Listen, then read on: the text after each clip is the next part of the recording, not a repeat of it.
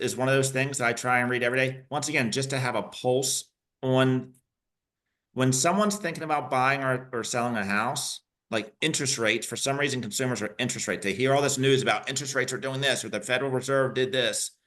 So I read the mortgage news daily. Literally, it's 10, 15 minutes.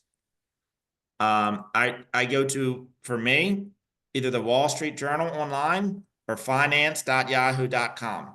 Just headlines about what the macro economy is doing. I want to be knowledgeable on just what the overall economy is doing. And then depending where you live, like each one of you have some sort of, you'll have access to some sort of MLS system. That MLS system will usually have local economic data. So I'm a part of Bright MLS, and Bright MLS has like local market research. So if I want to put in a zip code into Bright MLS, I can pull up, here's how many transactions have occurred, here's what the average sales price is. And then depending, so it's just, yes. And depending on what you want to look for, your MLS will typically have that. All right, let's save some questions. I want to get into some of this course content, or else we can keep rambling. So once again, we're going to talk about lead follow-up as it pertains tonight, but the definition of a lead is nothing but a piece of data source.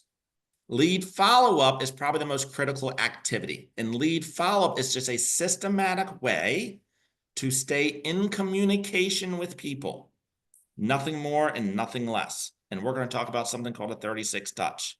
But when you think about building this data bank, which is the most important thing, I want you to think through tagging these people. So once again, when you dive into, and you're going to have a class on command if you haven't had one yet, when you start putting pieces of data into your data bank, I want you to think through 4 pieces.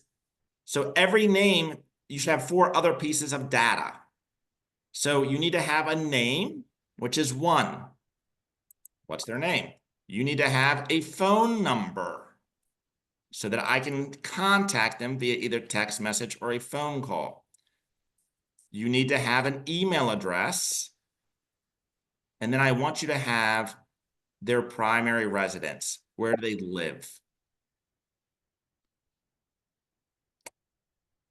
Then I will want you to put in the notes inside of command. And once again, there will be another class on this. Do they own the house, or do they rent the house? Or are they living with mom and dad?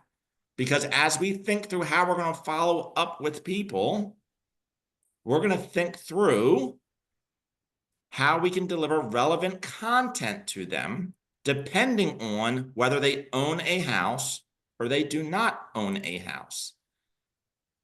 If somebody does not own a house, I hit the wrong button. If somebody owns a house, what most sellers want to know is what is the value of their house? And we'll launch curated content to them via email or text message to give them the value of their house. And you'll learn that as you get into the command course. If they don't own a house, you're going to ask them a question of, if you were to ever move, what would your dream house look like? And then we're going to deliver relevant content to them via email, text message, phone calls. That is about purchasing a house. So once again, we're going to put pieces of data in our database.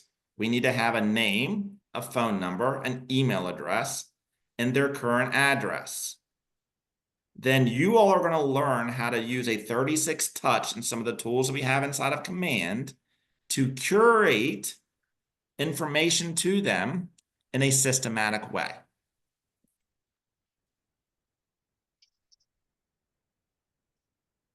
And as we talk about leads, and once again, leads are just people, pieces of information. This is the life cycle of a lead. And this is actually what we've seen since COVID. This is actually stretched out some. So like right now, it's actually about 8 to 12 years that people stay in their houses. Right now, we're in a situation where people are staying in their houses a little bit longer. because during COVID, we had extremely low interest rates.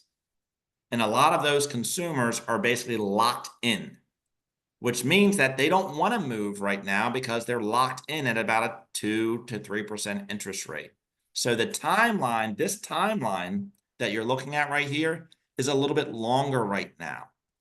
And that's the challenge that many real estate agents have, is we have to stay in relationship and in conversation with these people for extremely long timelines.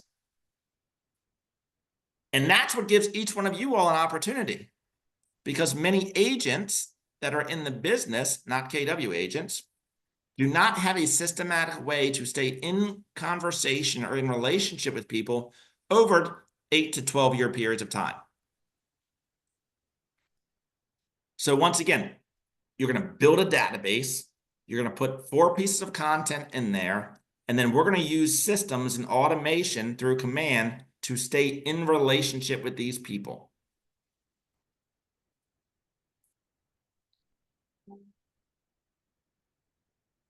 And then we're going to get into and once again, command will do this. So when you start to think through your database, you're going to then go through a process of prioritizing them.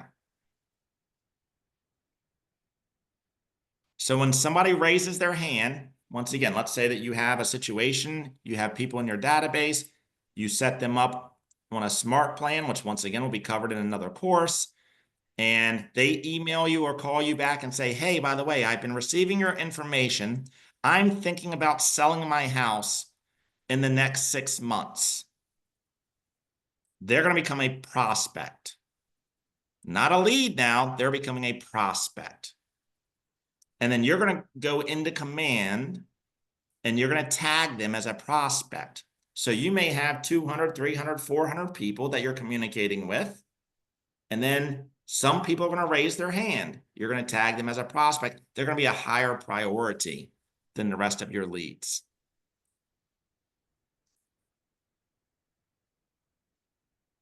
In this screen here, it's possible business. And then as you deepen that relationship, it becomes profitable business, and then it becomes a profitable business.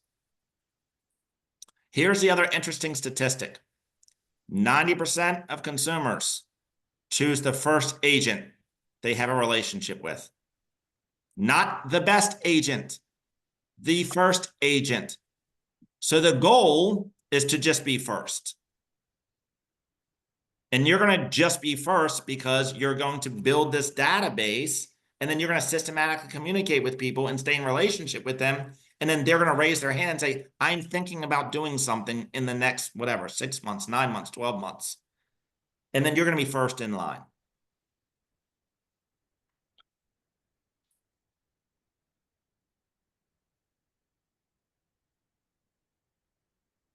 Any questions, concerns so far?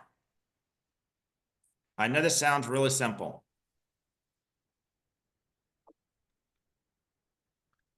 Ozan, hopefully I pronounced that correctly. Yes, sir. How are you? I Great, how are got a you? question about the command. So as a new agent, I want to learn and get familiar with using command.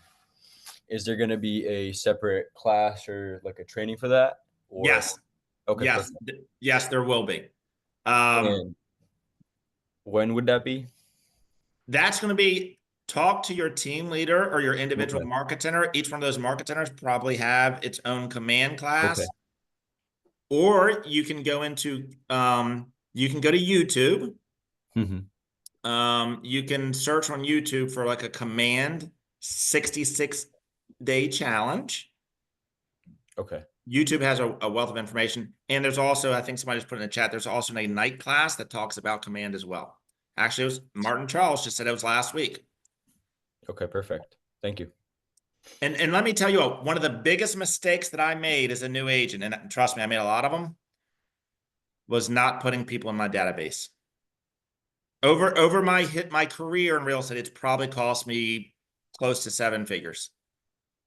I did not listen to like, once again, I showed up for a lot of things, but I didn't listen to what a lot of people told me because I thought that I could create a better mousetrap. Don't do that. Just follow the models of other people. Like I said, it's probably cost me close to $1 million by not doing simple things correctly. Build a database, feed it every day, systematically communicate with it, and nurture and service any leads that come your way. There's the formula. Now, some of you will ask, how many people do I need in my database? And here's a simple, easy way to think that through. For every 100 people in your database, and once again, this varies depending on the market. Right now, we're in a little bit of a slower market, but roughly speaking, for every 100 people in your database, if you systematically communicate with them, and if you have a conversation with them or a two-way conversation with them 4 times a year, which means once a quarter, you should produce about 5 transactions for every 100 people.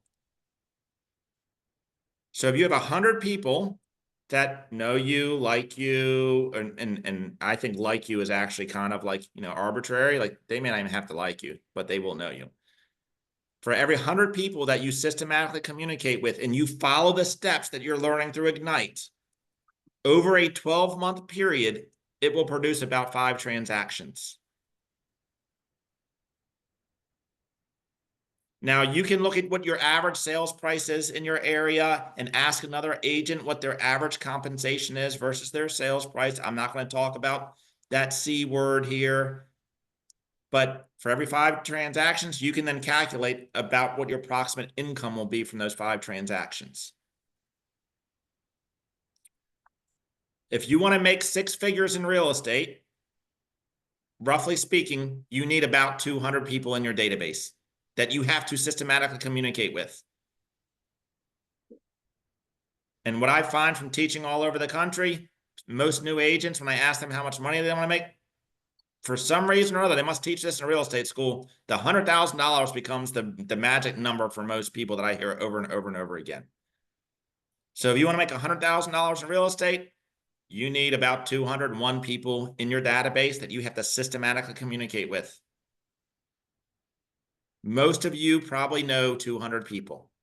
If I pull up your Facebook profiles or your Instagram profiles, you probably have 200 people between those two. If you pull out if some of you are married, you may have had a wedding, may have had, like most people can come up with 200 people to put in their database. Now, we may not have the information that we need. What is their email address? What is their phone number? What is their home address? And that information we have to go out and find. All right, let's move on. So we talked about how do we systematically communicate with people. So the first thing that we're going to do is we're going to do what's called a 36 touch. A 36 touch is basically 4 phone calls. So there's 4. Those have to be spread out once a quarter. So what would that look like? That would look like today I spoke with John Smith. Hey, John, this is John Newman of Keller Williams. I know you've been receiving my emails about the value of your house at 123 Main Street. Just want to touch base with you. I've done some more research just today of what values are doing in Glen Burnie. Looks like your house is worth about $320,000. If you decided to sell it today, by the way, how are the wife and kids? How's the family? How's the job? Like I'm literally just having a business phone conversation. And then I'm going into my calendar or inside of Command. And by the way, you'll have like a smart plan inside of Command and say, okay, I want to launch this smart plan. I'll log into Command 90 days from now, and it'll say, call John Smith. I'm going to call him again and have the same conversation. Hey, John Smith, it's John again. I know you've been receiving my emails or my text messages. And by the way, you probably haven't read many of my emails because most consumers actually don't. But I just want to give you an update on what the market is doing over there in your neighborhood. Here's what values are doing. By the way, how's the wife and kids? How's the job? All right, great. I'll talk to you in 90 days. It's really that we overcomplicate things. They're actually very, very simple. It's just a system that we put in place. Now, if it's somebody that doesn't own a house, the conversation's going to be a little bit different. Hey, John Smith, are you still renting that property over at 123 Main Street? I know the last time we talked, you said you weren't really looking to buy, but one day you might be looking to buy. Well, here's what interest rates are doing, which I got from Mortgage News Daily, by the way. Here's what the market is doing. By the way, how are the wife and kids? How's the new job? I'll talk to you in 90 days. So those 4 conversations are critically important. And it doesn't have to be a phone conversation. We live in a world where text messages or DMs can actually work, but it has to be a two-way conversation. Now, one thing I want to tell you all is there's an app. It does have an expense to it. I don't know if they're stealing your personal information. Like, I can't vouch for all of those things. It's technology, but it's called Reach, R-E-A-C-H. I think it does have a slight fee to it. But what Reach allows me to do, and you all might know of some other piece of technology out there, but Reach will allow me to put 200 people into the Reach app. I can type a pre-printed or scripted message, and I can hit the send button, and it'll send to 200 people, but it's not a group text, and it comes from my personal cell phone number.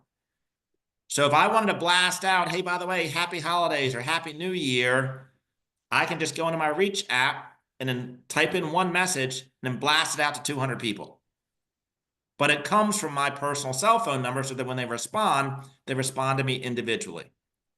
It's an easy way for me to use systems to systematically communicate with a lot of people. The more people you put in there, by the way, I think then the monthly cost does go up. So anyway, 4 touches. The touches have to be two-way conversation, text message, DM, phone conversation. That should be once a quarter. 26 touches, which can be a bi-weekly email offering some type of information of value. That's where we're going to utilize command and things called smart plans.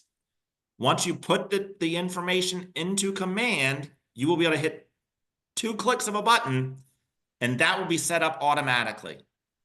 Now, where we get sometimes distracted is we think we want to be creative. I want this to look pretty, or I want it to say this, or let me tell you all, most people aren't reading your emails. The idea behind the email is to create a system more so than the content. I want you to think of these emails that you're going to send out to people almost like a billboard. And you all probably get this now. You have some people that send you stuff. You probably don't read it, but darn, you see their face or you see their message over and over and over again. So I want you to think of emails not about the content. Don't spend a whole lot of time on the content. Spend more time on the system.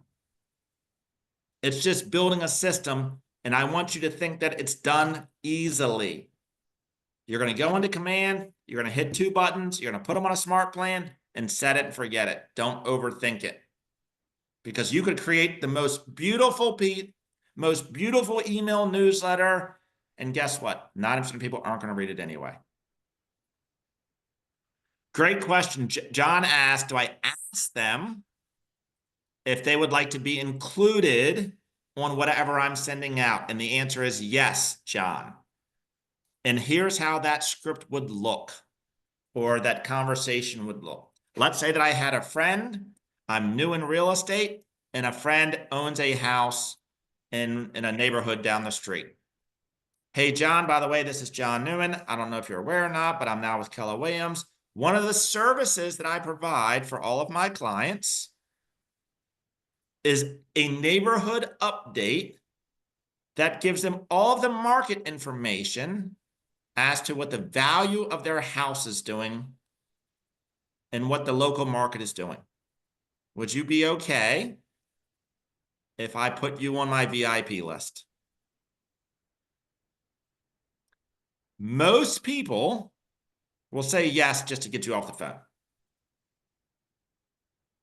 Now, every once in a while, you will have people say, are you going to spam me a bunch of information and I don't want to be on that? Okay, great. Then don't put them on that. But most people will say yes. Okay, cool. Yeah, sure. Just send it over, man. And then I'm hanging up with you and I ain't reading that stuff anyway. All right. Somebody asked me to repeat the question. So let's say that I'm talking to my buddy at work and, hey, John, this is John Newman at Keller Williams. I'm not sure if you know or not, but I'm now a licensed real estate agent with Keller Williams. And one of the services that I provide for my VIP client is a monthly newsletter that discusses what the neighborhood is doing, what values are doing, what houses are selling. Would you be okay if I subscribe you to that service? Would you find it to be valuable? And like I said, most people will say yes and won't even think about it. What if somebody asks, what if they don't respond yes or no?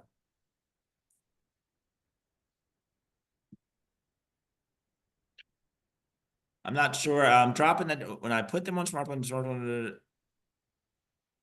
Keisha, yes, the smart plans will already have the information prepared. Like once you put a home address, you put a name, email address, and phone number inside of command, you put their primary address, the smart plan, and all this neighborhood information is already created for you. You don't have to do anything, but you need to know their home address.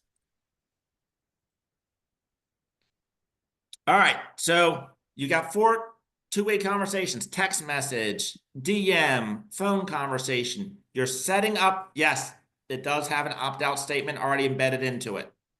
Somebody asked that question. So they can click unsubscribe in there. We always have to follow TCPA and all this compliance stuff. Can Spam Act, so we're not spamming people's stuff. They automatically have embedded information to allow them to opt out. You got the 4 phone calls. You've got the monthly newsletters or the value added piece of information. So you've got basically, if you do that bi-weekly, you're going to have 30 touches right there. 2 touches, an event or a get together. Don't overcomplicate this.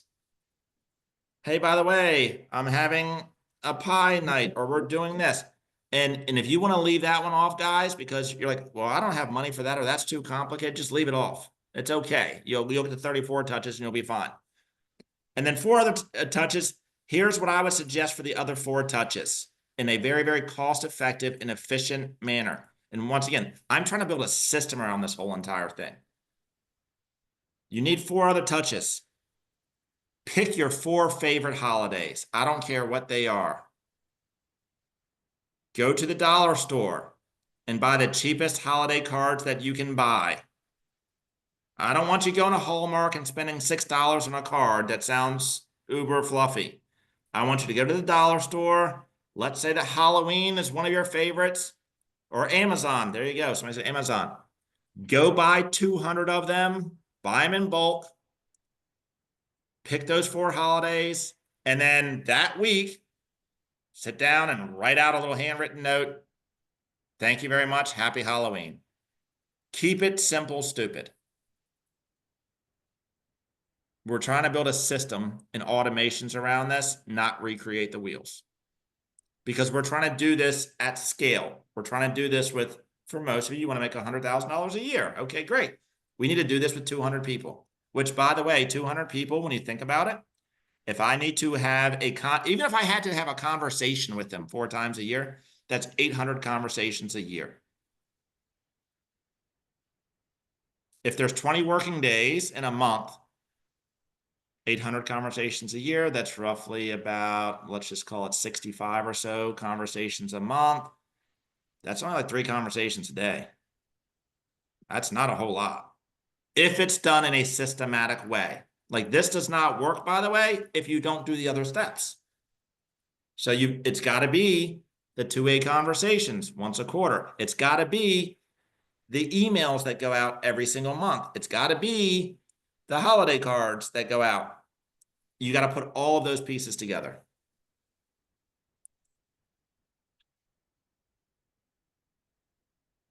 Once they become a lead. Excuse me, John. Yes, ma'am. It's about to be 7 o'clock. Thank you, thank you, thank you. You're welcome. All right, we're going to take about I'm going to stay on. So if anybody has any questions, you can drop them in the chat, but we're going to take about a 10-minute break for you all. So let's be back at 7:10, please.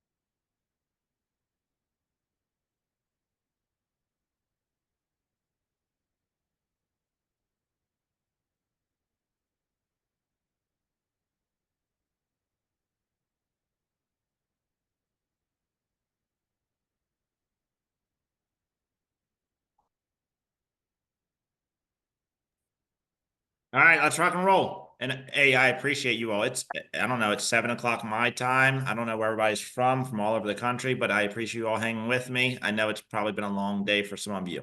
So once again, what we've talked about so far is basically the foundation. So when you think about, I need to build a database, I need to add people to it every single day.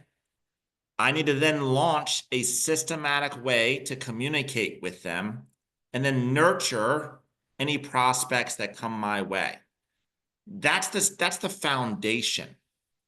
And if that's not done, I hear agents all the time like, well, should I call expired? Or I've heard I can do open houses, or I can do social media, or I can knock on doors, or I can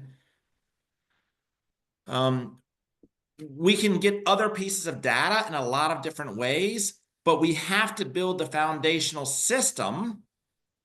If you do open houses are amazing. Open houses are places where you can connect with people and get more data to put into your database or data bank, and then launch this system. So you've got to build this system first. And then once that is in the best place to, who do I put in this system? Go into Facebook, Instagram, a wedding list. Who knows you already? And I'll tell you an interesting story. Don't underestimate who actually knows you all. I had an individual call me up, or actually DM me on Facebook saying, hey, John, I see you're in real estate. I'm thinking about buying a house. I look at this person's profile and I'm like, I don't know who you are. I know I'm friends with you, but I don't really know why I'm friends with you or how I became friends with you. I have no idea who this person is. But they DM'd me on Facebook and says, oh, I think they start with, hey, John, remember me? And I'm like thinking to myself, not really, but I'm sure. I mean, oh, yeah, like, oh, I remember you. I have no idea who you are. Anyway, so this person says they want to buy a house. They want to know if I can help them. And the first thing I did was I then scheduled an appointment. I'd love to help you. It would be a good time for us to sit down and come into the office. That could have been a Zoom. And I'm thinking that when they come into the office, I'm going to know who this person is. They come into the office, I still have no idea who this person is. This was about 8 years ago, so I'm 44. Excuse me. Yes, I'm ma'am. sorry to interrupt. I can't hear you. Am I the only one who can't hear anything? I've got Can audio. anybody? I can hear. Same here. Okay. Sorry. Please continue. I'll figure it out. I'm thinking like, man, I'm sitting here telling my story and nobody can hear me. I'm just talking to myself. So anyway, so this individual comes into my office and I'm thinking that I'm going to know who they are. And they walk into the office. I still have no idea who this person is. But they're like, hey, John, how are you? It's been a long time. Like, and I'm like, I don't know who you are. Come to find out, once again, I'm roughly 43, 44 years old. This individual's mom babysat me when I was in grade school. It's like freaking 35 years ago. So don't underestimate when you think about who you can put in your database. I want you to think back, people you knew in grade school, people you knew in high school, people maybe you knew at college, maybe old coworkers. Start with people that know who you are. And the easy way to think about this, imagine that you just hit the next Powerball and you won $1 billion. And they put a big television commercial and all over Facebook that so-and-so just won $1 billion. Who do you think is going to reach out to you? All of those people, whoever's going to reach out to you should go into your database. Because trust me, if I announce that Meyer just won $1 million, every one of you on this call right now are going to be reaching out to Meyer saying, hey, Meyer, can you help me? So do not, and then do not judge people. Do not judge people. Oh, well, this person used to be my high school friend, but they were a loser in high school. They're probably a loser now. I'm not putting them in there because they're never going to be able to buy a house. I want you to think, as long as they're above the age of 18, obviously don't put, 12-year-olds in your database. They're not buying houses. If they're above the age of 18, put them in your database. You never know who they will become or who they could potentially refer you to. Remember, we're actually playing the popularity game and the data game. You want to build as big a database as possible. All right. Every other person that comes into your database, you're going to launch the same 36 touch. It's going to you're creating a process. Once again, if they own a house, you're launching this 36 touch. If they don't own a house, it's a different 36 touch, but it's still a 36 touch. And it's market related data. Somebody asked me in the chat, what would I recommend? And you can search for it on YouTube. You can find it on KW Connect. They'll probably cover it in a command class. There's something called a monthly neighborhood nurture. It's just monthly market information. Once you put in their home address, wherever they're living right now, it will automatically pull up the monthly neighborhood nurture. And then twice a month, they're going to email out market related information on your behalf. You don't have to think about curating this customized content, at least not at this stage in your career.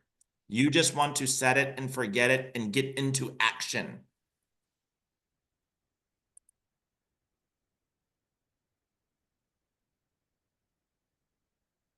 All right.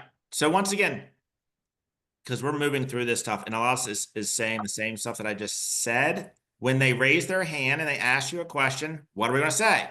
Even if you don't know the answer, that's a great question. I pride myself on being accurate. Our industry is rapidly changing. Can I have 24 hours and get back to you?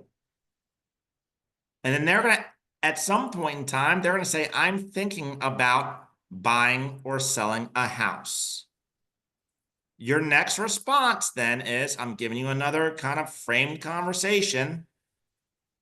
Great. When's a good time for us to get together and I can walk you through the process?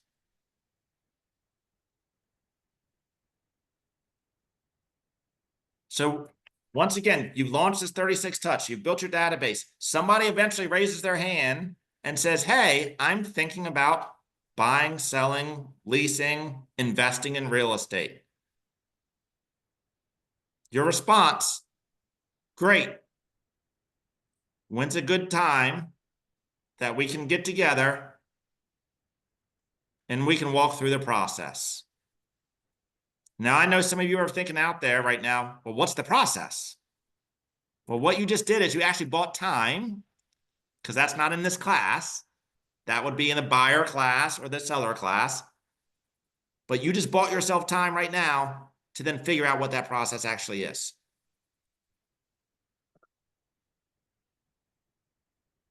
And that can be used in every single conversation. So if they ask a question, that's great information, or I'm sorry, that's a great question. I pride myself on being accurate. Our industry is rapidly changing. Could I have 24 hours to do some research and get back to you? You're going to go do some research, get back to them in 24 hours. Don't forget that part. That's a critically important part, by the way. Then you're going to give them the relevant information. And then you're going to ask the question. So out of curiosity, why did you ask? Are you thinking about buying, selling, investing in real estate? Well, I'm thinking about blah, blah, blah, blah, blah, blah, blah, blah, blah, blah, blah. Great. When's a good time for us to get together and I can walk you through the process? So that's basically like the whole entire, and then there's a whole lot of other stuff that happens, trust me. But that's enough to get you into the game.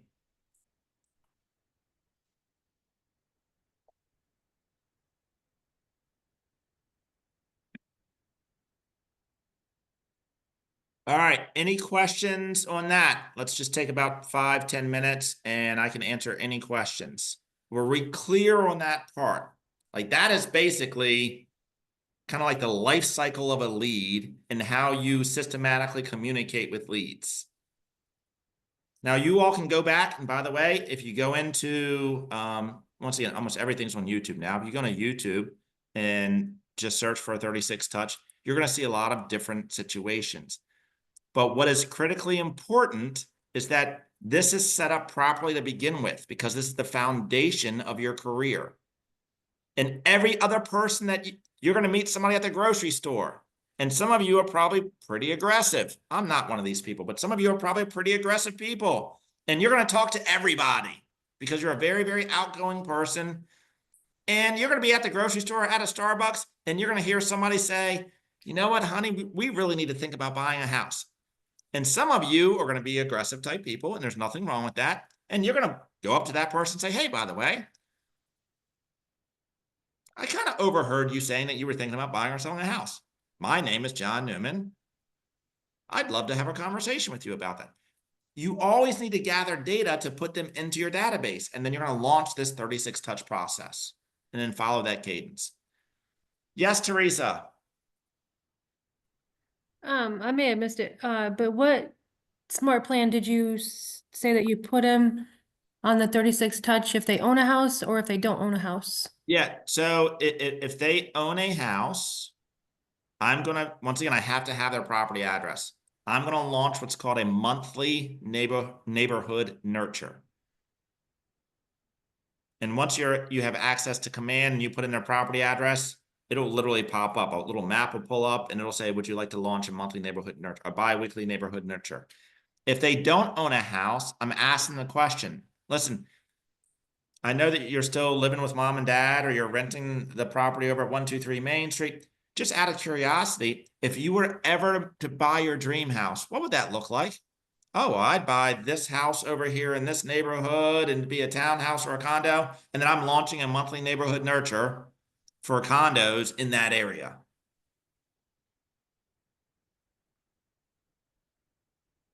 Got it. Thank you. No problem, Teresa. Most consumers, the reason I use the monthly neighborhood nurture is because it's market-related data. It's not just canned spammy emails like, hey, this is John, just thinking of you, or whatever stuff that's out there. It's actually market relevant information, which puts you in the position of being a neighborhood expert. Hi, John. Yes, ma'am. Someone asked a very good question on the chat. What happens to that data when your database, when you retire? What happens to your database? Great, great, great Absolutely. question. Great question. So, and this is why I'm sharing with you all some things that I wish I had done differently when I got started, because I didn't pay attention to this. Some of this, A, we didn't have the technology we have today. But, and there's a book out there called The Golden Handoff that you all could read. If done properly, your data bank could become a sellable asset. Because if you could show somebody that, hey, by the way, I have a database, I have a systematic plan around that, and I can show you that over a period of 5, 6, 7, 10, 15, 20 years, that database produces X amount of transactions per year. And then I could have a conversation with you. Is it Miriam? Yes. Hey, Miriam, by the way, my name is John Newman. I've been in business for 20 years. I'm looking to kind of scale back because I'm thinking about just doing more of coaching and training. I'm really exhausted from servicing clients anymore. But I have a database that produces about 20 transactions a year. I can show you all the numbers, the statistics behind that. Would you be okay taking that over and basically giving me, a small piece of every transaction that comes through that? Absolutely. And I just created another an income stream that basically could feed me for the next 30 years of my life. I just did that with an agent that retired in our market center. Oh, there you go. Yeah. And that's why I may sound like I'm being redundant on this, but that becomes your business. Your business is your database. If you think about the most valuable companies in the world right now, Apple, Google, Facebook, TikTok, whether you like it or not, they're in the business of controlling data. That's the scary part about these companies. They have more data. Amazon, I said Amazon, but they have more data on this than any other thing that's out there. And I want you all to be thinking that way as well. Great question.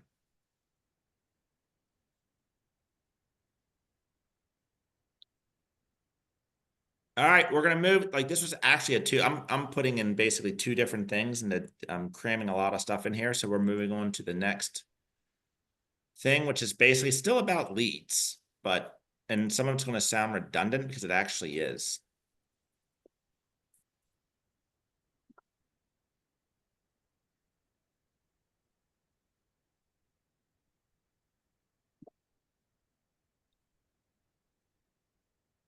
Bear with me for 1 second.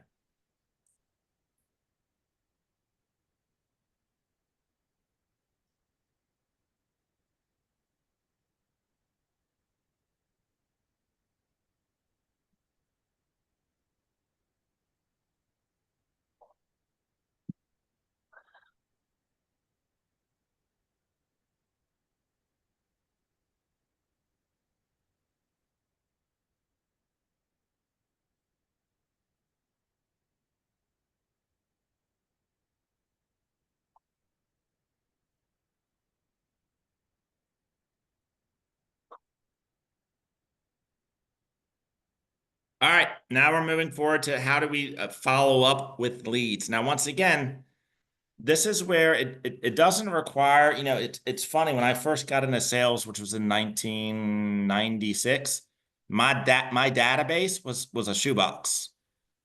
Like, that was actually my database. I had index cards I put in my shoebox. And on those index cards, I would have a phone conversation with them. And then I had dividers in there: January, February, March, April, May, June, July, August, et cetera, et cetera. And I'd write notes on the index card. And then I'd talk to them in January, and I'd put the little index card into March to follow up with them. The fortune in this is in the follow-up. But in order for you to follow up consistently, you need a system around that.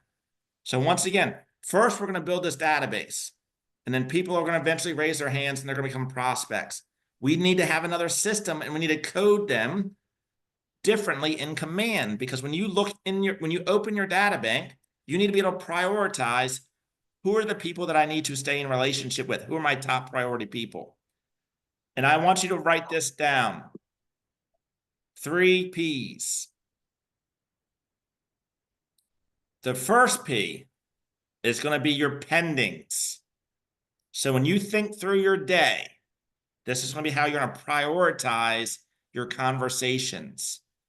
The first P is going to be your pendings. And those are properties that you have under contract or buyers that are under contract. You need to make sure that you're talking to them, you're touching them in some way, shape, or form. Maybe it's a text message, maybe it's a quick call, at least once a week. In some situations, it could be every single day, depending where you are in the transaction. So the first P is your pendings. The second P is your pipeline.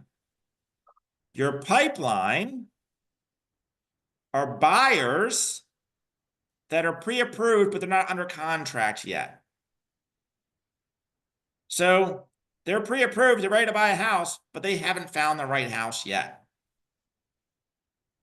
Then the third priority is going to be your prospects. Prospects are not leads. Prospects are people that have raised their hand and said, I have an interest in buying, selling, renting, or investing in real estate in a specific time frame. So this can be done inside of Command as well. You can tag them. So when I walk into my office, I'm first going through my pending column. Then I'm going to touch people that are in my pipeline. And then I'm going to touch my prospects. And then I'm going to touch my leads, which are basically the people that are in my database.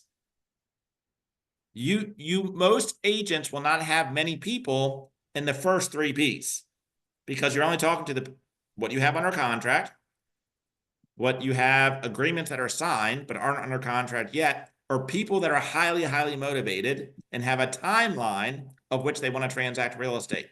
Then the rest of your time is when you spend working on following up with your leads, which is just a systematically way of communicating with everybody else that's in your database.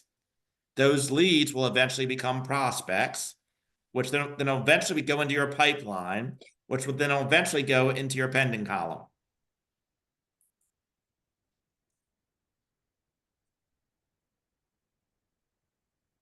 And here's where we make the mistake sometimes. Like once they go into like that prospect column, many agents, somebody raises their hand and we write it down on a sticky note and we put it somewhere and we forget to follow up with them.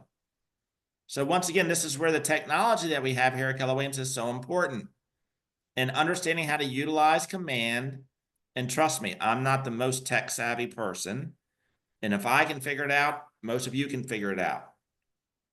But you have to understand how to use the technology, which will make your life easier to communicate with all of these people and how to prioritize your communication as well. So once again, the three P's. Number one is your pendings, properties that are under contract. The second one is your pipeline, people that have signed agreements, but they're not under contract yet. And the third one is your prospects. And prospects are people that have expressed an interest to buy, sell, invest, lease real estate with a timeline. Ideally, 12 months or less. So if somebody says, hey, I want to buy a house in 30 years from now when I retire, they're not going in I'm sorry, I'm not going to put them as a prospect yet. They're still going to be considered a lead. Now, one thing to be careful of. You will talk to people and they will say, Miriam, you just met somebody at the grocery store or at the neighborhood event or at the kids' soccer practice or whatever, and they're thinking about buying a house. And you might ask them, listen, what's your time frame for buying a house? They may tell you, I don't know, I'm 2 years away. Guess what? 2 years could become 2 months. I've been in real estate for close to 20 years, and I bought a house in 2000. I bought a new house in 2020. If you'd have asked my wife in 2019, she wanted to move.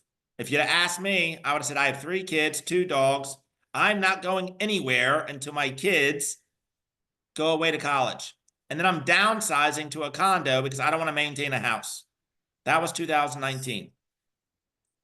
So basically, I would have told you, I'm not going anywhere for 5 to 10 years. Guess what happened in 2020? COVID hits. I ended up moving to a house that was twice the size of the house. And I would have told you a year ago, I'm downsizing to a condo and I'm not moving for 5 to 10 years. Life changes. So, and that's why this 36 touch is so important. Because, and that's why the phone conversations are so important. Because COVID hits, what you all may or may not know is that my father-in-law, who was in his 70s, my mother-in-law passed away. He's by himself. He's in COVID. We wanted to find a house where we could all be together. So life changes sometimes unexpectedly. And even though I may have told you I'm not going anywhere for 5 to 10 years, life happens. Unfortunately, there's someone out there today that may have just realized that their relationship probably isn't working out the way that they had hoped it to be. And they own a house. Guess what? 2 months ago, they may have thought, we're never going to sell this house. And then tonight they're having a conversation saying, either you're going somewhere and I'm going somewhere and we're selling a house. And unfortunately, this isn't working out. That's life. So you need to put yourself in a position to nurture and deal with people as life happens. And there's 5 Ds that 5 life events that happen that cause someone typically to transact real estate. Unfortunately, death is one of them. Diapers. People have babies. They need bigger space to go.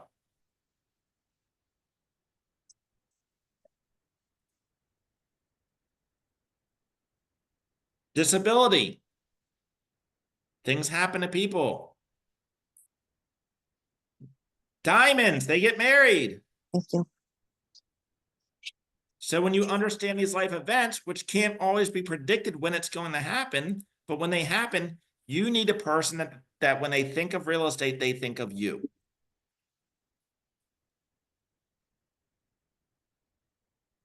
So in here, we talk about 3 other P's. Possible business. Possible business is everybody that's out there.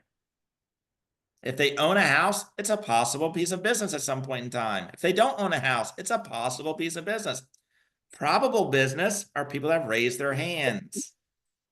And then profitable business, so I have the pendings, the pipeline, the prospects. They have my pendings lead to my profit. My pipeline and my prospects lead to my probable. And then everybody else in my database is my possible. Same thing, I just call it differently. Not to confuse you all. All right, any questions, concerns now? Because this is, I'm feeling like this almost, somebody's out there watching this saying this sounds too simple. It can't be this easy. So let's take 5 minutes and just open it up. Open up the floor for any questions, concerns, ahas.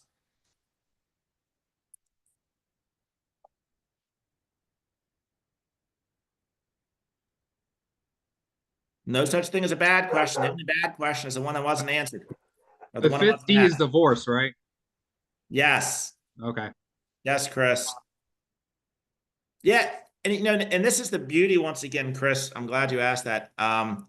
It's the interesting thing about social media. Like people air all kinds of stuff on social media. And we used to live in a world where things were kept private. Now I'll go on and what I typically do is like, as I'm laying in bed at 10 or 11 o'clock at night, I scroll. Some would say I stalk, but I scroll through my feed and I'm just looking for what's going on in people's lives. And you'd be amazed at hey, by the way, I just accepted a new job. I'm moving out of state. What does that trigger in my head? You might have to sell that house. People will air on social media that unfortunately they're getting divorced. And they put it all out there. What that triggers for me is they might need my help. They're having a baby. They might need my help.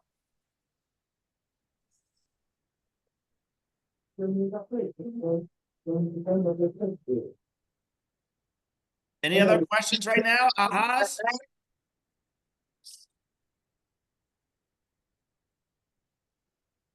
Do you all feel like you could teach? Do you all feel like you could teach this?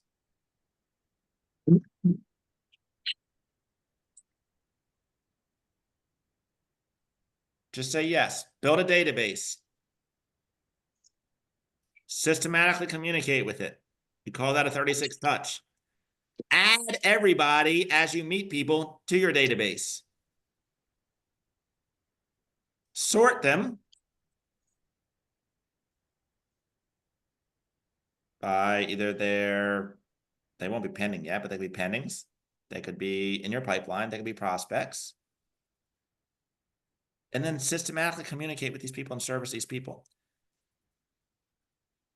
If they have questions, that's a great question. I pride myself on being accurate. Live in a rapidly changing industry. Would it be okay if I do some research and get back to you in 24 hours? Give them the information that they requested. By the way, why were you asking about whatever they asked about? Are you thinking about buying, selling, investing, or leasing real estate? Yes, I am. When would be a good time for us to get together so I can walk you through the process and then set the appointment? And then do that over and over and over again. The other thing that I find in real estate, and it was one of my big mistakes, I'm a very, very entrepreneurial person, and I want to be creative. I want to create new mouse traps. The idea of creating new mouse traps have actually cost me a lot of money because the old mouse traps of just following the simple system actually works. I don't need to create a new system until such time that I have this system in place and I know that it works. And that's why I recommend it in the chat. If you all haven't read it yet, you should read the book, The Millionaire Real Estate Agent. Some of you will say, well, that book's so old. Well, guess what? The system still works. The only thing that's different in the book is how we communicate with people. When it was originally written, we didn't have social media. The point of social media is to connect with people in a meaningful way. And then where do I put them? I put them in my database. And then I hit the same button.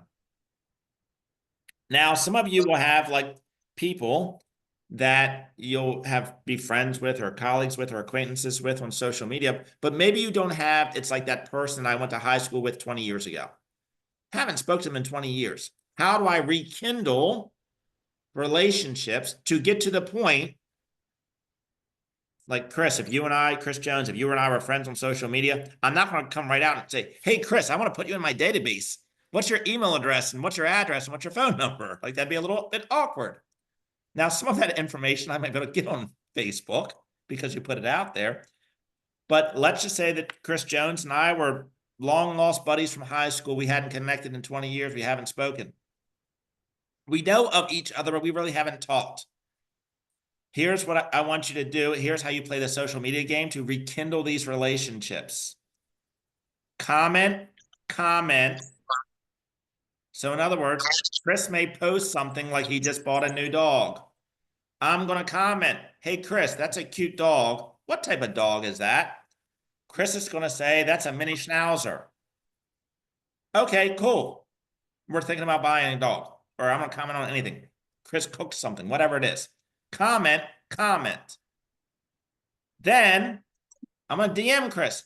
Hey, by the way, Chris, I know we chatted a little bit about that mini schnauzer you just bought. I know it's been a while since we've connected. What's the best phone number for you?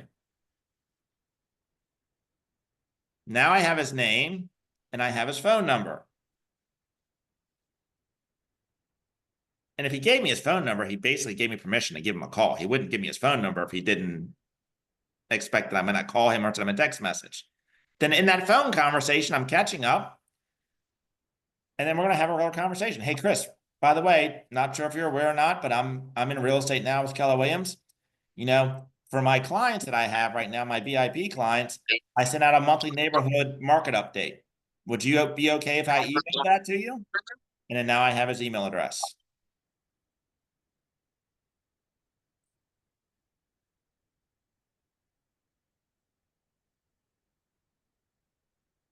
Any other questions? We'll dive back in and then we're gonna wrap this all up.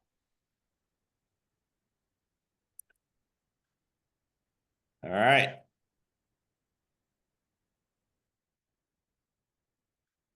How do we convert them to an appointment? So once again, I think this is a critical part. They're going to raise their hand. They're going to ask you a question. If you don't know the answer to the question, you're going to use the conversation dialogue framework that I gave you. Then you're going to ask, hey, by the way, why did you ask that question? Are you thinking about buying, selling, investing in real estate? They're going to say yes or no. What's your timeline, by the way? What I'm looking for is ideally less than 12 months. But I understand that their timeline could change because of life events. Great. When's a good time for us to get together and I can walk you through the process? That's it. That's how you convert them to an appointment. And then what you're going to go do is you're going to go figure out, what do I do next? Now, if you keep coming back to the Ignite, they're going to walk you through how you convert a buyer, how you convert a seller. So make sure you come back for that Ignite class that will give you that process. And then what I want you all to do is I want you to practice. Practice, practice, practice, practice. My very first listing appointment, which by the way, I'm sorry, it was my second one. My first listing appointment was a family member. My second listing appointment that I went on was a couple that I met at a home and garden show. We happened to both be standing at a booth with a painting contractor. We struck up a conversation. They happened to say that they were looking to have their house painted because they're thinking about selling it. I have no idea who this couple is. And I said, hey, by the way, I happen to be a real estate agent with Keller Williams. I'd love the opportunity to earn your business. When would be a good time for us to get together so I could walk you through my process? However, this was probably in March or April of 2007. Other than a family member, I had never helped someone sell a house. They gave me their address. I looked it up, and it was a multi-million-dollar waterfront estate. Not only had I never sold a waterfront house, I had never sold a house for a complete stranger other than my aunt, and I definitely had never sold a $2 million waterfront house. I spent roughly 8 to 10 hours practicing what I was going to say to them. Because sometimes you only get one opportunity. Now, yes, we know that if you're first, you have a good chance. But man, especially with people that are selling their houses, people that are selling their houses have a higher probability of interviewing agents. And I don't want to fumble the ball if they give me the opportunity, so I need to practice. So when you go through how to convert a buyer or how to convert a seller classes right here at Ignite, what you then need to go and do is find somebody else in your brokerage, ideally, and practice with them, because you don't want to practice when you're live in the game. Professionals practice. And trust me, that will save you all. Even things like the dialogues that you're having. Find somebody either inside your market center or inside, there's plenty of Facebook groups for real estate agents. Find somebody that you can role play things with. And you just practice back and forth. Hey, by the way, I want you to pretend that you're somebody that I met at an open house. I want to practice my conversation with them. The more practice that you do, the better, more prepared you'll be when you get into the game. All right, conversation frameworks. Once again, if I were to need to connect with you, what the best number be? What's the best method of communication? So for me, the best method of communication is actually text messaging.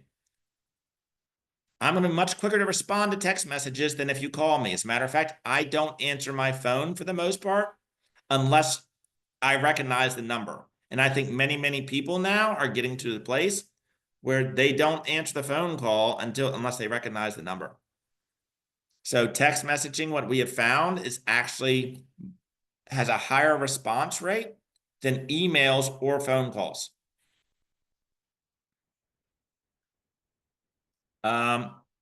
Your value proposition. There's gonna be another workshop on how do you create a unique value proposition. What I would say right now is don't spend so much time worrying about what my unique value proposition is. I would spend more time making sure that I have my database set up and I have the 36 touch launched. Because then I want to use the conversation I gave you earlier, and then you're going to practice with somebody else in your brokerage or market center. Now I have an appointment. I need to rehearse that appointment. And then you can come up with your value proposition. And you can see here it says role play and practice. I think that's really, really important. I don't think many of us take enough time doing that. So if you think about your day, a day in a life of the top producing real estate agents that are out there. Here's what their day looks like. They lead generate, which by the way is just connecting with people. It's connecting with people in your database. Lead generate, lead follow up, conversation practice and role playing, negotiating contracts, and servicing buyers or sellers through appointments. Like those are the 5 things that we need to do every single day. Now, if you don't have contracts to negotiate, you don't have clients to service, you don't have appointments to go on, you basically have 2 things to do: lead generate, lead follow up. I would also slide in there education. What training can you go to educate yourself?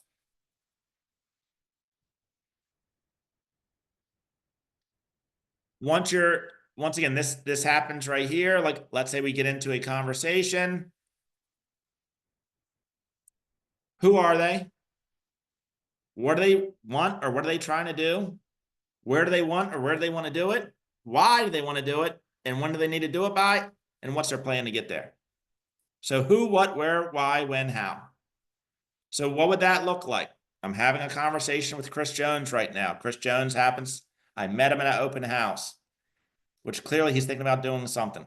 Hey, Chris, thank you for joining my open house. Let me just ask you, what brings you out on this right here at 17 degrees in Maryland, 17-degree day? Oh, I'm thinking about buying or selling a house. Great. Where would you like this house to be? I'd like it to be in Maryland. Okay, great. Let me, out of curiosity, why Maryland? Why this neighborhood? Oh, well, because I like the schools here. Okay, great. In a perfect world, when would you like to move to this house? All right, great. What's this next steps? And the how is like where I would actually go for the close and say, okay, great. I'd love to get together for 15, 20 minutes and show you how we can put together a process for you to accomplish what you just told me. So who, what, where, why, when, how.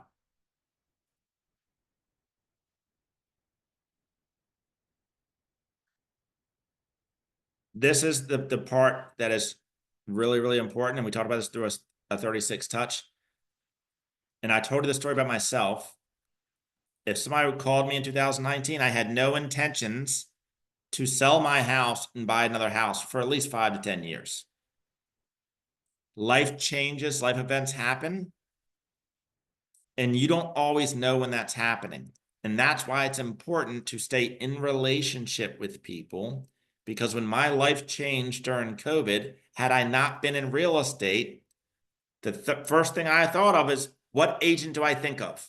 What is the first person I think of when I think of, I'm selling my house? And that's where this 36 touch is so important. I see you over and over and over again. I know that you've been calling me every single 90 days. I get these holiday cards from this person. Oh, wow, that's the first person I think of. That's going to be the first call that I make. So we can't predict when it's going to happen. But what we can predict is the system and the process that we use. And because we do it over and over and over again, and because we live in the law of large numbers, state that, yeah, I know that my system will generate X number of transactions. I don't know who it's going to be. I don't know when it's going to happen, but I know over the course of time, the system will produce the results that I actually need. All right, let's see. All right, question is when asked for which format thinks most effective? You want to try and do when it comes to an appointment, either Zoom or in person. I prefer in person more than Zoom, but I do understand that many people today work in the Zoom world. So either one is fine. How do you close for that appointment? Text message or phone call, I find, or in person best. So if I meet you somewhere in person and we strike up a conversation and we have the frameworks, hey, by the way, like, when would you like to get together so I can show you my process? That's the most effective. Other than that, text message, I find that people respond to has a higher connect rate than a phone call. Very rarely do I set appointments via email. Very, very rarely. I don't know if you all like me, but I've got 4 different email accounts. I'll be honest with you, email isn't a priority to me. That's the way that my mind works. Because if it's a priority, you're going to probably call me or send me a text message and say, hey, by the way, just sent you an email. Can you check it out? It's really important. Let's see here. Anything here? I don't want to get into conversion rates. We're not there yet.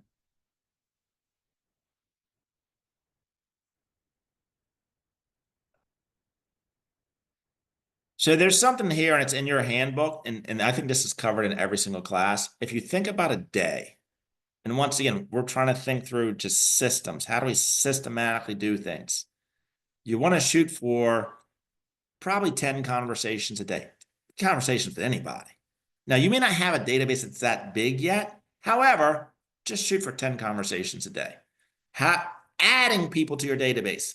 Because remember, we have to build a database. You have to add to it every single day. So how do you do that? You can do that through open houses. You can do that through cold calling in a TCPA compliant way. You can do that through networking events. You can do that through going to a bar. You can do that through joining the Moms Club. There's all kinds of ways that you can meet people to put to your database. 10 handwritten notes, very, very simple. Like, you'll probably do that in the process of just mailing out your holiday cards. It will replace the handwritten notes. Social media. Social media is big. And here's an interesting thing about social media. We live in a world where perception is reality. So my wife pulls me aside. This actually happened about a month ago. And we have a mutual friend that happens to be in real estate. And she says, oh my gosh, so-and-so must be killing it right now. And I'm like, why do you say that? She posts all these houses on Facebook, and they're all expensive houses. She wasn't the one that sold those houses. But perception is that because she's sharing information around luxury houses, she must be the one that's selling all these houses. So when you think through social media, you need to show, and don't, like, you pull up my Facebook part, I don't spam real estate. Like 90% of what I say in my social media is about me. What I'm doing, my wife, my kids, what I'm cooking. But usually 2 to 3 times a week, I'm posting something real estate related. Whether it's Facebook, Instagram, if you do the TikTok thing is working really well right now. We're seeing that video is obviously much more engaging than still posts. So what would I create a video around? I have a young agent that I coach. He's 23 years old. And last year he did like 43 transactions all through TikTok and Instagram. And what does he do? And I don't do it. I wasn't raised in a world where I take photos or videos of myself all the time. He just documents what he's doing. Hey, by the way, I'm out here looking at a couple properties for a client of mine, previewing some homes. But when it comes to social media, be social first. This is not like a billboard for you to just vomit real estate with everybody. Yes, anybody can follow me on Instagram, and I'll put my handles in the chat. But every once in a while, you need to have something that's real estate related. And what you want to create is you want to create a system around this. And I'll give you an idea of what a system could be. Find a House Friday. Whatever. You don't have to call it Find a House Friday, but it's like every Friday you're going to find a unique house somewhere in your marketplace and then just share it. It could be a deal of the week. And a deal of the week could be a house that you found on the MLS that seems to be undervalued, or it needs work, or would appeal to investors. It could be Tuesday tips and tactics. So some tip or tactic for someone that's thinking about buying or selling a house. So you can come up with strategies for this, but you need to have a couple pieces of content every single week that you're doing consistently on social media that shows that you're in the game of real estate. Now, some of you may have another career that doesn't allow this, and trust me, I get that, and I don't do it if your current employer wouldn't allow it. But if you're allowed to do it, you want to show that you're out there. I will also tell you all, and this is not part of lead generation or lead conversion. However, open houses. If I were a brand new agent today, the first thing I would do is I would go to other agents in my marketplace or my market center. I'd go to my team leader and I would do as many open houses as possible.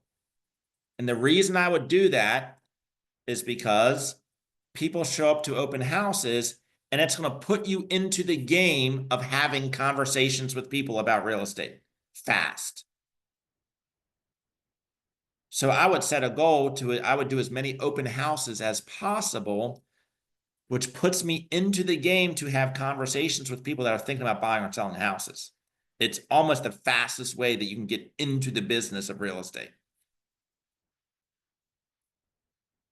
All right, we are coming up short on time. And we're actually going to go over a few minutes, but I want to leave you all with like 10 minutes to answer any questions, concerns, ahas that we've had. I do actually have a question. Yes. In terms of video, oh, sorry. My child's in the background. Sorry. In terms of videos that we're posting on Insta of like open houses or other, or houses that we're showing or looking at for potential buyers, I've gotten some conflicting answers on this, so I'm just curious what your thoughts are on it, because obviously you want to get like the permission of the broker who is, whose listing it is to post that. But are there any other kind of restrictions or rules to follow with that? So great question. And the first thing I would do is I would ask my team leader of my market center what their office policies are, because each state jurisdiction and marketplace may have a different guideline for what can and cannot be done.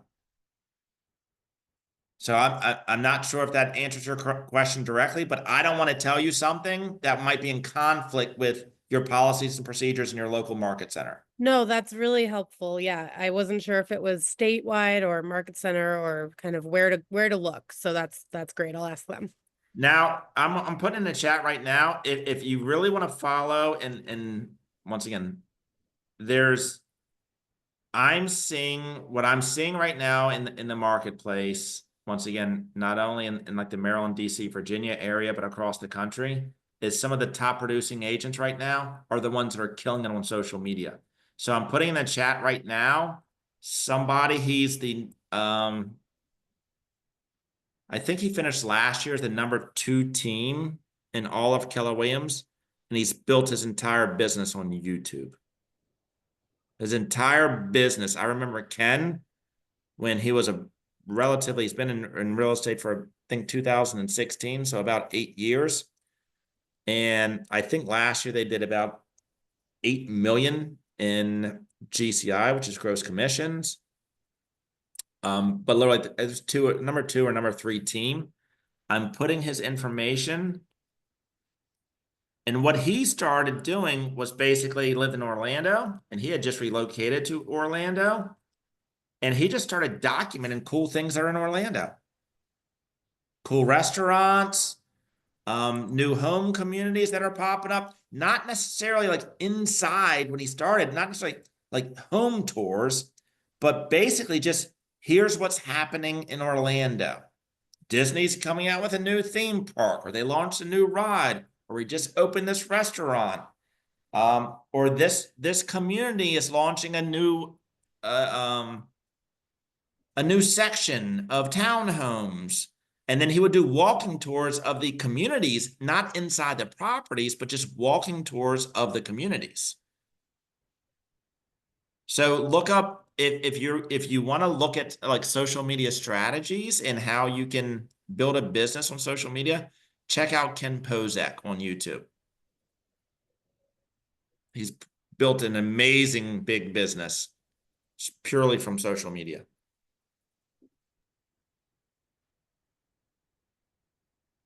Thank you. You're welcome. Any other questions? Just wanted to say thanks for the class today. No, thank you all for bearing with me. Yes, thank you. I have a quick question. Yes. So, I do have that in my database. I have contacts, but most of them are missing either a template that we can reach out to people and ask them, because for me, it's reaching out to them and saying, hey, I just want your email, or I just want your house address. It's a cultural thing. People start to get, what do you want to use it for? Why do you need it? You know, that kind of a thing. Do you have a template that lands very well that I can ask for those informations? So you brought up a great question, and I do not have a template, but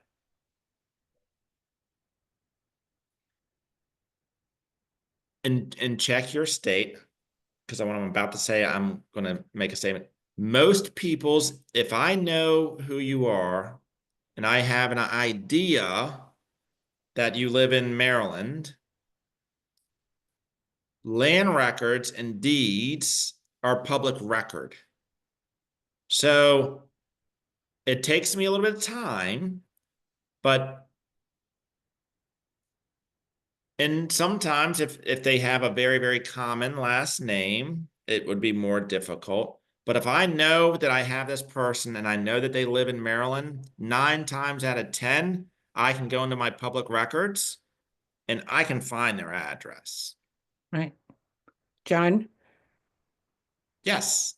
some MLSs or MLS, you can go in and do public records. We have it called Realist. Same idea. If you know their name or an idea what town they're in, you can get that information. Yeah. Thank you, Miriam. Most like our MLS is Bright MLS, and yes, we have a public records tab right there. Now,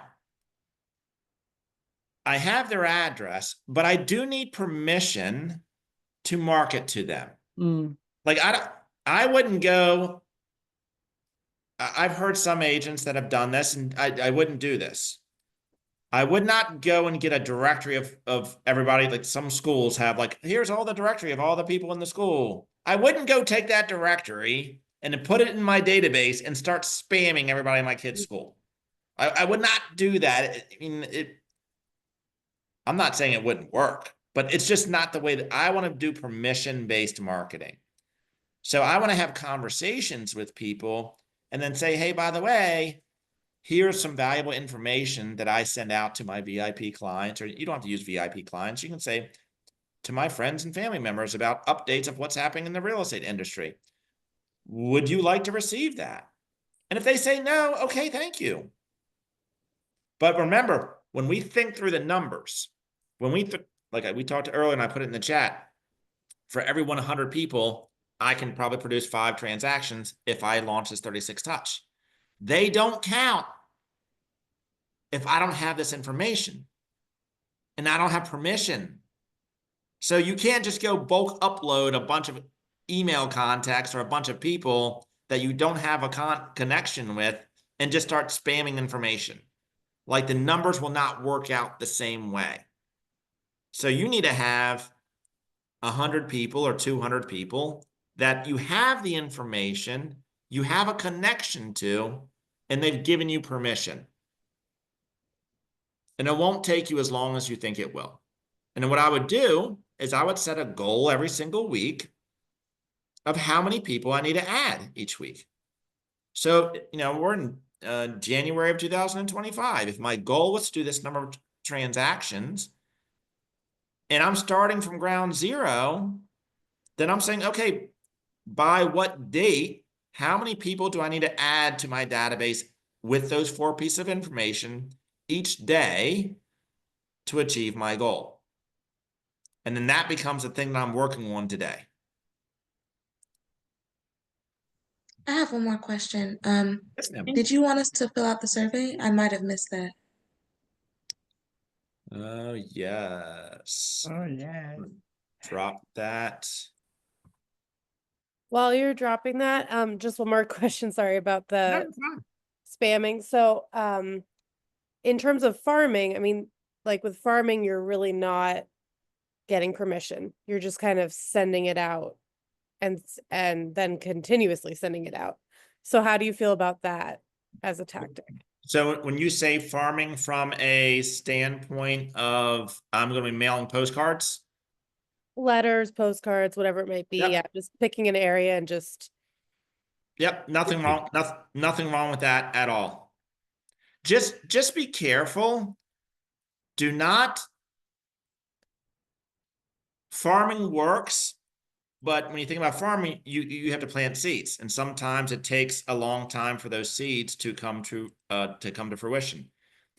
Do not take on the idea of farming unless you have the financial bandwidth to do the mail for at least a 12-month period. At least a 12-month period. One of the big mistakes that I made, and this was like year 2 of my real estate business, I lived in a community that had about 5,000 houses. And I said, oh, I'm going to mail all of the houses in my neighborhood. And guess what? After 2 months, I didn't have any more money to spend on my farm. What I've been better off doing was identifying 20 or 30 houses and then do that every single month for 12 months. And then as I produce business from it, add another 20 to 30 houses. And then add another 20 to 30 houses. So farming works, but it has to be done consistently. And it should be done on a monthly basis. So if you're doing postcards or something like that, I would want to do them every single month. So don't bite off more than you can chew. Got it. Thank you.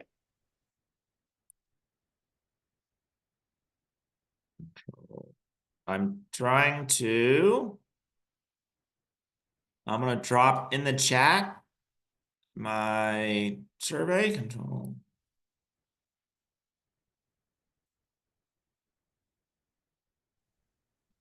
I have, okay, No, you can ask. Go ahead. I'm just getting ready to drop something in the chat. okay. I want to piggyback to where you get your the current local and market data, the websites that you mentioned, the Mortgage News Daily, Yep. Wall Street Journal Online, Or finance.yahoo.com. It can be either one. I'm just trying to get an idea of the national financial markets. okay, finance.yahoo.com. Yep. Okay, did you mention another one? Well, Bright MLS, I know you mentioned that. Did you say another one aside from that? It's those Mortgage News Daily, finance.yahoo.com, or Wall Street Journal, something just with the macroeconomic landscape, what the markets are doing. And then your MLS, whatever MLS you have, like I said, we have Bright, whatever MLS you have, okay, will usually have some sort of economic market related data. okay, got it. So I just dropped in the chat for everybody a little snippet where you can just scan the QR code and your feedback would be much appreciative.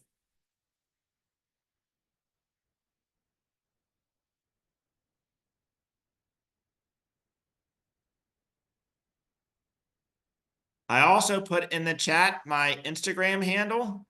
And if you go to my Instagram, you'll find access to all of my other social feeds.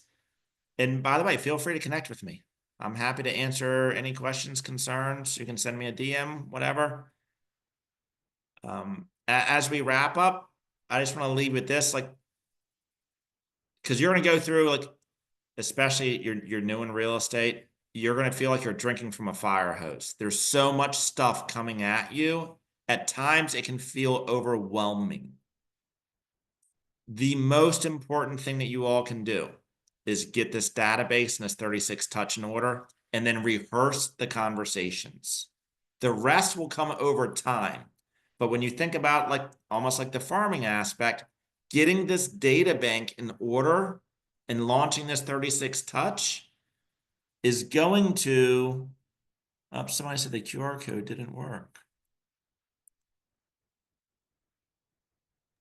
It worked for me, but what is the which number are we on for Ignite? What's the class? 10 or 11. Okay. It's actually a combination of both of them. Like if you all could do one thing in the next 30 days, it would be this getting this data bank in order. There's nothing, you're going to have so many other things and you're going to want to do so many different things. And then the other thing to be careful of, I'll tell you all this.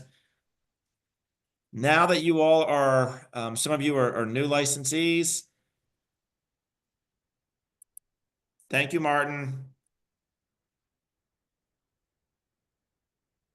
Guess what? You all are now in somebody else's data bank.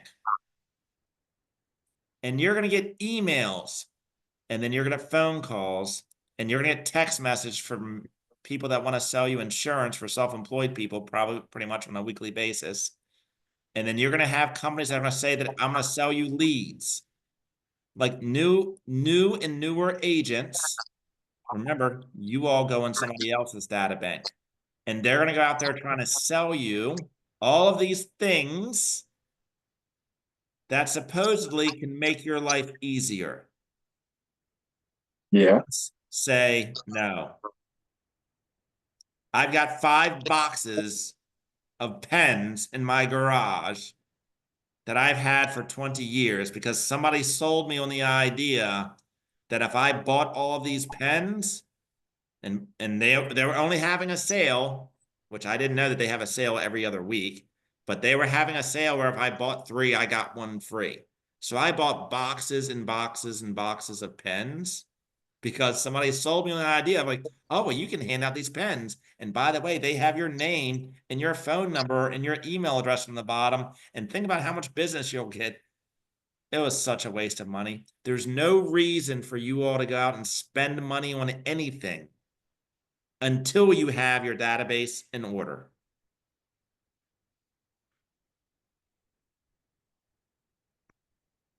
So, John, Yes. I'm struggling with something. Should I use the AW command or should I use the another CRM because of portability?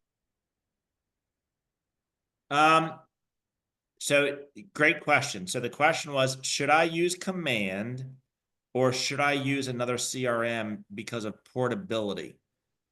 My suggestion in this business is to lead with do not spend money when you're newer in the business.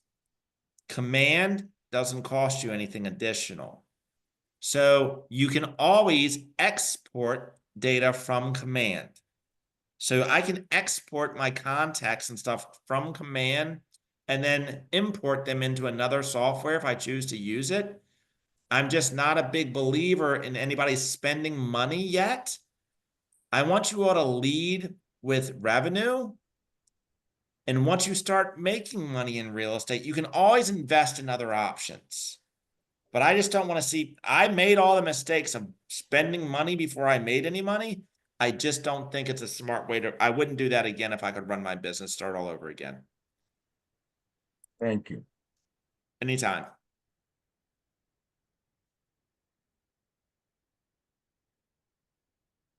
Any other questions?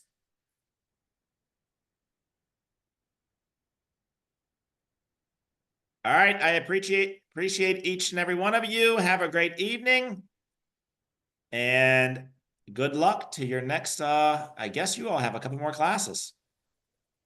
Have fun. If you need me, Thank you. reach out to me on Instagram. What's your Instagram again? I'm dropping it in here. It's in the chat.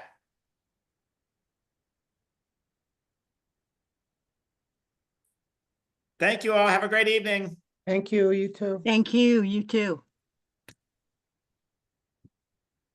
Thank you, you too. Okay, when you do the same.